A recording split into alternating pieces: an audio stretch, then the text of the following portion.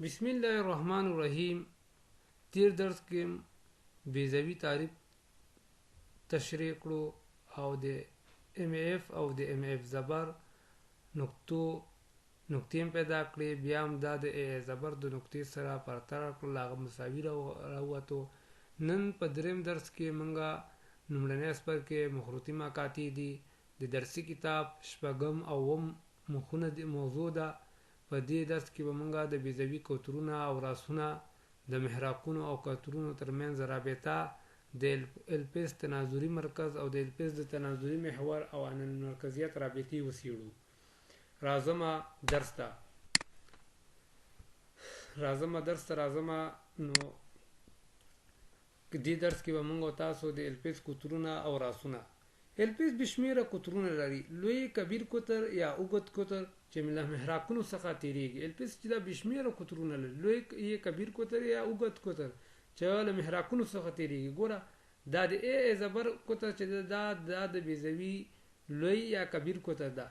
او دا د بیزوي چې د بشماره قطرونه لري، حد معلوم نه ده. او بیزوي په دوه ټکو کې د ا زبر کې کته کوي. ګوره دا ا زبر ده او دا ا ده، نو په دې دوه نقطو کې چې کوي بیزوي دا ګوره دا خط چې د سوته دا د ایکس دا خپل د بیزوي چې دا قطر ده، او کبیر قطر په نامه او کوچنی قطر د اف زبر د نیمایي په ټکو کې عمود دی چې د صغیر قطر په نامه یادېږي. یعنی ګوره د بی او بی زبر نقطه چې دا د بیزوي مینر قطر ده، یعنی کوچنی قطر ده. د الپس راسونه دي، یعنی ګوره د بی زبر او ا زبر دا د ټکی د الپس راسونه دي. دا ا او ا زبر دا د الپس او بی زبر دا د الپس راسونه دي. معنا راس چې دا سر ته وي دا د بیزوي راسونه دي. دې ته د بیزوي کوچنی قطر وای او دې ته د بیزوي لوی قطر وای. چې اوږدواله یعنی ا زبر مساوي کیږي 2 ا سره، او صغیر قطر چې بی زبر چې اوږدواله مساوي کیږي 2 بی سره. په تیر درس کې دې ثبوت ما وکړ چې 2 ا څنګه لاس ته راځي او 2 بی څنګه لاس ته راځي خودل کیږي. نو همدارنګه موږ تاسو یاداشت راځو کچیر د ام ټکي د صغیر قطر پر اسونو یعنی په بی یا په بی زبر باندې منطبق شي، یعنی یو بل پاسه شي،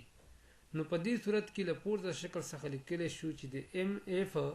تیر درس کې دا شکل ماته درس کړی دلته ګورئ. نو ام اف جمع ام اف زبر مساوي کیږي 2 ا سره. دا ام اف جمع ام اف زبر دا دواړه چې کیږي 2 ام اف کیږي، نو 2 ا په خپل ده. نو دلته دا چې کله لاس راسي نو مونږه کولای شو چې ام اف مثلا دواړه خواته چې کو مشترک مخرج په دواړه خوا په 2 تقسیمو، دواړه خواوي چې کو په 2 تقسیمو. نو دلته دا 2 د 2 سره ختميږي او دلته دا 2 د 2 سره ختميږي. نو ا مساوي کیږي ام اف سره، ا مساوي کیږي د ام اف سره. د محراقونو او قطرونو ترمنځ رابطه. د محراقونو او قطرونو ترمنځ اړیکې د پیثاغورس د قضیې لمخې لیکل شو. ګوره پیثاغورس قضیه دا بیانوي چې وتر مربع مساوي کیږي د مقابل اضلاع د مجموعه سره، یعنی د مخامخ زولي او د مجاور زولي د مربع د مجموعه سره د وتر مربع چې دا مساوي ده. کچیرته مونږه ام اف او ام اف زبر د ام اف زبر مساوي 2 ا سره سي مخکې ثبوت کړو، نو 2 ام اف مساوي کیږي د 2 ا سره. نو دواړه خواوې چې کو په 2 تقسیم کو، 2 باندې تقسیم کو، دا هم په 2 تقسیم کو. نو دا 2 د 2 سره زی ختميږي او دا 2 د دې 2 سره ختميږي. نو ام اف ځان د پاتې کیږي او دلته چې پاتې کیږي ا پاتې کیږي. نو موږ تاسو د اف ام او دا علامه چې د دلتا د مثلث علامه ده، د مثلث نمائندګي کې د اف ام او په قائم زاویه مثلث کې د پیثاغورس لقضیه سره سم ا مربع مساوي کیږي بی مربع جمع سی مربع. ام اف ګوره ام اف او په مثلث کې د وتر مربع یعنی د پیثاغورس قضیه دا مونږ تراخی چې دغه د وتر مربع د ا برخه دا مساوي ده د مخامخ زولي د سره د ام او او اف د زولو د مجموعه سره د وتر مربع مساوي ده، د زولي اوږدواله مساوي ده. نو ا مربع مساوي کیږي بی مربع جمع سی مربع د پیثاغورس د قضیه څخه د لیکل شو. نو سی مربع دا سی چې کو دا بی مربع چې کو د مساوات نه غړخ لیکو لکه مطلب د سی لیکو ګوره ا مربع مساوي کیږي منفي بی مربع په دې شکل دا بی خود دا ګوره دا مساوي د چی سره ده د سی سره ده کنه ده سی سره نو د دواړو خونه چې کو زیر جذر اخلو دی خو دی جنم زیر جذر الو او د جنم چې کو زیر جذر اخلو نو دلته دا دوا د دې جذر سره ختم سول او دلته چې کیږي مثبت او منفي لاس ترازی نو دا د دې پرموز چې او ثبوت د دې شکل نه د دې پرموز ثبوت خلاص ترازی د الپس تناظري مرکز او تناظري محور الپس دو تناظري محورونه لري چې یو لوی محور د ا زبر په کوته باندې منطبق ده او بل چې محراقي محور هم بلل کیږي او بل کوچنی تناظري محور چې د بي په کوته باندې منطبق ده د دې دوه محورونو تقاطع د الپس د تناظري مرکز بلل کیږي او په اوسره خودل کیږي یعنی یو محور دا محور د ا په نقطه باندې چې اف زبر له نقطو څخه تیریږي او محراقي محور هم ورته وایي محراقي محور ورته هم یو بل دا کوچنی محور دا د الپس چې د بي زبر په نقطو باندې منطبق دی یعنی کومنګ تاسو یو کتابچه په بل کتابچه باندې لپاسه کیږدو نو تناظر ده کنه نو د دې کتابچه ته یو اړه لپاس نه چورته ګورو مګه یو کتابچه ښکاری او چلاند نه هم ورته ګورو مګه یو کتابچه ښکاری نو تناظر نو موږ ویلې شو د تناظر محور وای د ګورې تناظر د او نقطې ته چې تناظر مرکز وای او د تناظر محور هم وای دا چې د لوی محور ده او دا چې د کوچنی محور ده نو او ا دا او ا دا مساوي د او ا زبر سره ده او ا زبر مساوي کیږي د ا سره نو او بي او او بي زبر مساوي کیږي د بي سره او اف د جن او اف او او اف زبر مساوي کیږي نو سی سره د سی او بی او ا نقطې موقعیت مو پیژند اوس راځو ان المرکزیت د یو بیزوي شکل د ان المرکزیت په واسطه ټاکل کیږي ان المرکزیت د محراق او لوی محور له نسبت څخه عبارت ده د محراق او لوی محور له نسبت څخه عبارت ده د بیزوي ان المرکزیت په ای سره خودل کیږي ای مساوي کیږي سی پر ا سره دا سی څه معنی لري محراق او ا لوی محور په شکل تعریف شوی نو ای مساوي کیږي دو سینه پر دو ان دا دو سر ختم سول نو موږ ته دلته چې په صورت کې پاس سی او په مخرج کې ا پاتې شو نو ای مساوي کیږي سی پر ا دا چې د مرکزیت فارمول ده یادونه کچیر د ای قیمت صفر ته نږدې شي محراقونه د مرکز خواته نږدې کیږي کچیر ته د ای قیمت